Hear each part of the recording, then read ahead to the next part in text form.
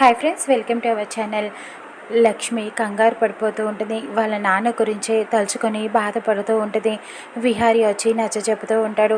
లక్ష్మి, నువ్వేమీ బాధపడకు, అంతా మంచి జరుగుతుంది, నేను ఏదో ఒకటి ఆలోచిస్తాను అని ధైర్యం చెప్తూ ఉండగానే ఇటు వాళ్ళ నాన్న ఫోన్ చేస్తాడు. ఆదికేశవులు, బాబు అక్కడ కనకం ఉంటే ఒకసారి ఇస్తారా, ఇందాక మీతో ఒక విషయం చెప్పడం మర్చిపోయాను అని చెప్తూ ఉండగానే లక్ష్మి ఫోన్ తీసుకుని మాట్లాడుతూ ఉంటుంది. ఏంటి నాన్న అని అడుగుతూ ఉంటుంది.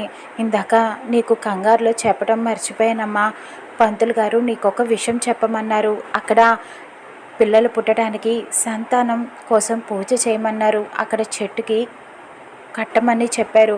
అప్పుడు మీకు పిల్లలు పుడతారట, మర్చిపోకుండా ఆ పని చెయ్యమ్మా అని చెప్పడంతో ఇక లక్ష్మి విహారీ ఇద్దరు దాని గురించి మాట్లాడుకుంటూ ఉంటారు.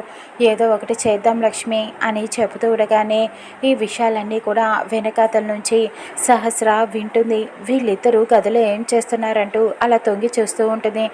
మాట్లాడుకున్న మాటలన్నీ వింటూ ఉంటుంది.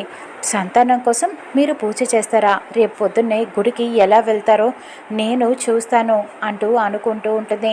ఇకప్పుడు విహారీ కాసేపు అయ్యాక లక్ష్మికి ఫోన్ చేసి చెప్తూ ఉంటాడు. లక్ష్మి, రేపు పొద్దున్నే 5:30కి నువ్వు రెడీగా ఉండు, రెడీ అయ్యి గుడికి వచ్చేసే, నేను కూడా బయటికి వెళ్తున్నానని చెప్పి రెడీ అయ్యి గుడికి వచ్చేస్తాను. మీ అమ్మ నాన్నల్ని కూడా నేను పొద్దున్నే 5:30కి గుడికి వచ్చేయమని చెప్తాను, అక్కడ మనం పూజ చేద్దాం అని చెబుతూ ఉంటాడు. సహస్ర ఈ మాటలు విని షాక్ అవుతుంది.